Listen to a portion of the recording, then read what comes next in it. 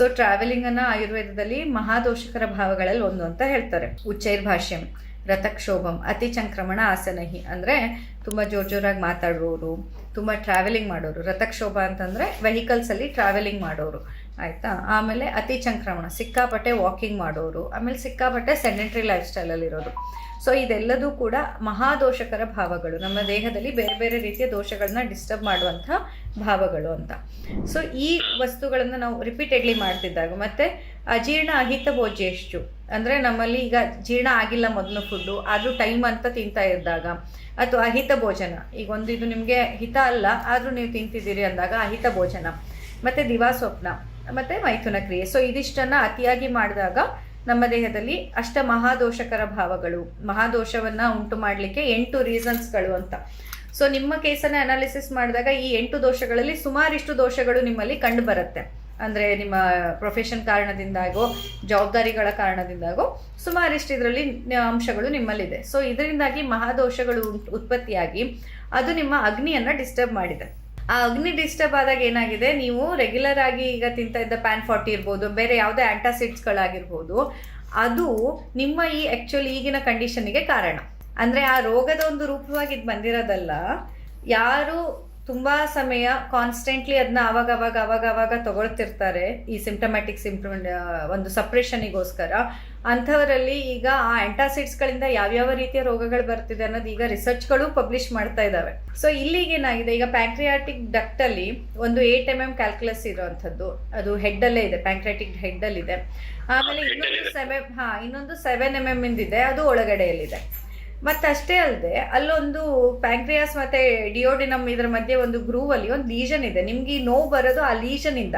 ಯಾಕಂದರೆ ಬರೀ ಕ್ಯಾಲ್ಕುಲಸ್ಸಿಂದ unless and until ಅದು ಸ್ಟಕ್ ಆಗದೆ ಇದ್ದರೆ, ಅಥವಾ ಅದು ಮಧ್ಯೆ ಬಂದು ಎಲ್ಲೋ ಬ್ಲಾಕ್ ಆಗದೆ ಇದ್ದರೆ ನಿಮಗೆ ಅದರಿಂದ ಪೇನ್ ಬರೋದಿಲ್ಲ. ಮತ್ತು ಇಲ್ಲಿ ಪ್ಯಾಂಕ್ರಿಯಾಟಿಕ್ ಒಂದು ಕ್ಯಾಲ್ಕುಲಸ್ ಅಂತ ಅಂದಾಗ ಅದು ನಮ್ಮ ಕಿಡ್ನಿ ಸ್ಟೋನ್ ಥರ ಕಲ್ಲಿರಲ್ಲ, ಇದು ಫ್ಯಾಟ್ ಇಂದು ಗ್ಲೋಬ್ಯೂಲ್ ಆಗಿರುತ್ತೆ. ಅಂದರೆ ಈ ಆಕ್ಸಲೇಟ್ ಕ್ರಿಸ್ಟಲ್ಸ್ ಥರ ಈ ಕ್ರಿಸ್ಟಲ್ ಇರೋದಿಲ್ಲ ಇಲ್ಲಿ.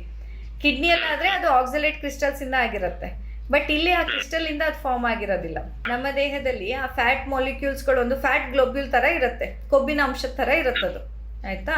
ಸೊ ಅದು ಎಲ್ಲಾದ್ರೂ ಸ್ಟಕ್ ಆದ್ರೆ ಅಷ್ಟೇ ನಮಗೆ ಪೇನ್ ಬರೋದು. ಇಲ್ಲಿ ಪೇನ್ ನಿಮಗೆ ಬರ್ತಾ ಇರೋದು ನಿಮ್ಮ ಪ್ಯಾಂಕ್ರಿಯಾಟಿಕ್ ಮತ್ತೆ ಡಿಯೋಡಿನಮ್ ಮಧ್ಯೆ ಇರೋ ಒಂದು ಗ್ರೂವ್ ಅಲ್ಲಿ ಲೀಷನ್ ಆಗಿದೆ, ಅಂದ್ರೆ ಒಂದು ಹುಣ್ಣಿನ ತರ ನಿಮ್ಗೆ, ಅದರಿಂದಾಗಿ ಆ ಪೇನ್ ಬರ್ತಾ ಇರೋದು. ಅಂಡ್ ಮಾರ್ನಿಂಗ್ಗೆ ಆ ಟೈಮಲ್ಲಿ ಯಾಕೆ ಜಾಸ್ತಿ ಅಂತ ಬಂದಾಗ, ಮಾರ್ನಿಂಗ್ ನಮ್ಮಲ್ಲಿ ಕಫಜ ಕಾಲ, ಆಫ್ಟರ್ನೂನ್ ಪಿತ್ತಜ ಕಾಲ, ಸಂಜೆ ನಮ್ಮಲ್ಲಿ ವಾತಜ ಕಾಲ. ಸೊ ಇಲ್ಲಿ ನಾವು ಪ್ಯಾಂಕ್ರಿಯಾಟಿಕ್ ಸ್ಟೋನ್ ಅಂತ ಮಾತಾಡುವಾಗ, ಆ ಕ್ಯಾಲ್ಕುಲಸ್ ಅಂತ ಮಾತಾಡುವಾಗ ಇದೇನಾಗತ್ತೆ, ಇಲ್ಲಿ ನಮ್ಮ ಕಫಜ ಕಾಲದಲ್ಲಿ ಅದರ ಎಗ್ರಿವೇಷನ್ ಜಾಸ್ತಿ, ಅಥವಾ ಅದರ ಅಕ್ಯುಮುಲೇಷನ್ ಆಗೋದಾದ್ರೂ, ಅದರಲ್ಲಿ ಇರಿಟೇಷನ್ ಆಗೋದಾದ್ರೂ ಅದರ ಸಾಧ್ಯತೆಗಳು ಬೆಳಗ್ಗೆ ಹೊತ್ತಿನಲ್ಲಿ ಜಾಸ್ತಿ ಇರುತ್ತೆ. ಹಾಗೆ ನಿಮ್ಮ ದೇಹದಲ್ಲಿ ಆ ಕಫಜ ದೃಷ್ಟಿ ಆ ಸಮಯದಲ್ಲಿ ಆಗೋದ್ರಿಂದ, ಮತ್ತೆ ಕಫಜ ಕಾಲದಲ್ಲಿ ಅಗ್ನಿ ಇನ್ನಷ್ಟು ಡಿಸ್ಟರ್ಬ್ ಆಗುತ್ತೆ, ಅಂದರೆ ಅಗ್ನಿಯನ್ನು ಇನ್ನಷ್ಟು ಮಂದ ಮಾಡುತ್ತೆ. ಸೊ ಹಾಗಾಗಿ ನಿಮಗೆ ಆ ಟೈಮಲ್ಲಿ ಆ ಪೇನ್ ಕಾಣಿಸ್ಕೊಳ್ಳುತ್ತೆ, ಮತ್ತೆ ಒಂದು ಸ್ವಲ್ಪ ಹೊತ್ತಿಗೆ ಅದು ಸರಿ ಹೋಗುವಂಥದ್ದು ಹೀಗೆ. ಸೊ ಇಲ್ಲಿ ನಿಮ್ಮ ಕಂಡೀಷನಲ್ಲಿ ನಾವು ಮುಖ್ಯವಾಗಿ ಮೊದಲು ಅಡ್ರೆಸ್ ಮಾಡಬೇಕಾಗಿರೋದು ನಿಮ್ಮ ದೇಹದಲ್ಲಿನ ಗಟ್ ಹೆಲ್ತನ್ನು ಸರಿಪಡಿಸ್ಬೇಕು. ಗಟ್ ಹೆಲ್ತ್ ಅನ್ನೋದು ಬರೀ ನಮ್ಮ ಟಾಯ್ಲೆಟ್ಟಿಗೆ ಅಷ್ಟೇ ಸಂಬಂಧಪಟ್ಟಿದ್ದಲ್ಲ. ಪ್ರತಿಯೊಂದು ತಿಂದ ಆಹಾರ ಹೇಗೆ ಪಚನ ಆಗ್ತಾ ಇದೆ, ಅದರ ಅಬ್ಸಾರ್ಪ್ಷನ್ ಎಷ್ಟು ಆಗ್ತಾ ಇದೆ, ಆ್ಯಂಡ್ ಅಬ್ಸಾರ್ಪ್ಷನ್ ಮೆಕ್ಯಾನಿಸಮ್ ಎಷ್ಟು ಸ್ಮೂತಾಗಿ ಆಗ್ತಾ ಇದೆ, ಇದೆಲ್ಲದೂ ಕೌಂಟ್ ಆಗುತ್ತೆ. ಸೊ ಇವಾಗ ಏನು ಮಾಡ್ಬೋದು ಅಂತಂದರೆ, ನೀವು ನಿಮ್ಮ ಪ್ರೊಫೆಷನ್ ಅಂತೂ ಬಿಡೋಕ್ಕಾಗಲ್ಲ. ಸೊ ಆ ಪ್ರೊಫೆಷನಲ್ಲಿ ಎಷ್ಟಾಗತ್ತೆ ಅಷ್ಟು, ಈಗ ಟ್ರಾವೆಲಿಂಗ್ ಇದ್ದಾಗೆಲ್ಲ ಸ್ವಲ್ಪ ತೈಲವನ್ನು ಅಭ್ಯಂಗ ಮಾಡ್ಕೊಳ್ಳೋದಿರ್ಬೋದು. ಈಗ ಅಟ್ಲೀಸ್ಟ್ ರಾತ್ರಿ ಮಲಗೋ ಮೊದಲು ಶಿರಃ ಶ್ರವಣ ಪಾದೇಶು ಅಂತ ಆಯುರ್ವೇದ ರೆಫರೆನ್ಸ್ ಕೊಡುತ್ತೆ.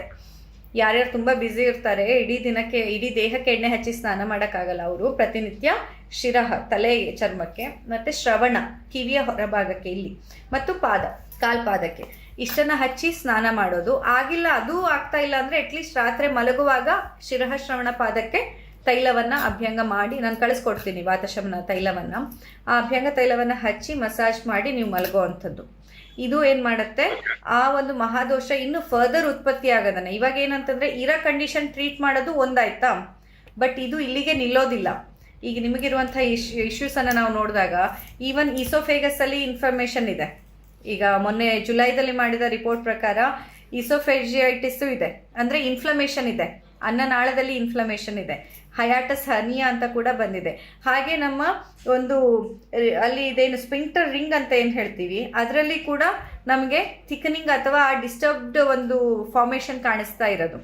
ಅಷ್ಟೇ ಅಲ್ಲದೆ ಡಿಯೋಡಿನಮ್ ಅಲ್ಲಿ ಇನ್ಫ್ಲಮೇಷನ್ ಇರೋದು, ಪ್ಯಾಂಕ್ರಿಯಾಸ್ ಇಲ್ಲಿ ಲೀಷನ್ ಇರೋದು, ಮತ್ತೆ ಜೊತೆಯಲ್ಲಿ ಸ್ಟೋನ್ ಇರೋದು. ಇದೆಲ್ಲ ಅಂಶ ನೋಡಿದಾಗ ಹೆಸರುಗಳೇನೇನೋ ತುಂಬಾ ದೊಡ್ಡ ದೊಡ್ಡದು, ಅಯ್ಯೋ ಎಷ್ಟೊಂದು ಹೆಸರುಗಳಂತ ಅನ್ಸುತ್ತೆ. ಬಟ್ ಬೇಸಿಕಲಿ ಎಲ್ಲವೂ ಬಂದಾಗ ಅಗ್ನಿಯಲ್ಲಿ ಆಗಿರುವಂತಹ ದೃಷ್ಟಿ ಆಹಾರವನ್ನ ಪಚನ ಮಾಡುವಲ್ಲಿ ಅಸಮರ್ಥ ಆಗ್ತಿದೆ. ಆದರೆ ಅದನ್ನ ಸರಿಪಡಿಸ್ಕೊಳ್ಳೋಕೆ ಅಂತ ದೇಹ ಏನ್ ಪ್ರಯತ್ನ ಮಾಡುತ್ತೆ, ಆ ಪ್ರಯತ್ನದಲ್ಲಿ ದೇಹದ ಅಂಗಾಂಗಗಳನ್ನ ಸುಡ್ತಾ ಇದೆ. ಅದು ದೇಹದಲ್ಲಿ ಇನ್ಫ್ಲಮೇಷನ್ಗಳು ನಾಟ್ ನೆಸಸರಿ ಪ್ರತಿ ಸತಿ ಹೊರಗಡೆಯಿಂದನೇ ಬರುತ್ತೆ ಅಂತಲ್ಲ, ದೇಹದೊಳಗೂ ಒಂದು ಕೆಮಿಕಲ್ ಫ್ಯಾಕ್ಟ್ರಿ ಇದೆ. ಸೊ ಈ ದೇಹವೇ ಅದನ್ನ ಉತ್ಪತ್ತಿ ಮಾಡ್ತಿರತ್ತೆ. ಈ ಇರೋಂತಹ ಅಗ್ನಿ ಸಮಸ್ಯೆಯನ್ನು ಸರಿಪಡಿಸೋದಕ್ಕೆ ಅಂತ ಉತ್ಪತ್ತಿಯಾದ ಅಗ್ನಿ ಆಹಾರ ಪಚನ ಮಾಡೋದ್ರ ಬದಲಿಗೆ ದೇಹದ ಅಂಗಾಂಗಗಳಿಗೆ ದೃಷ್ಟಿಯನ್ನ ಕೊಡ್ತಾ ಇದೆ. ಹಾಗಾಗಿ ಇದೆಲ್ಲ ಲೀಷನ್ಸ್ಗಳಾಗಿದ್ದಿರಬಹುದು, ಈ ಎಲ್ಲ ತೊಂದರೆಗಳು ಬರ್ತಾ ಇರೋದು.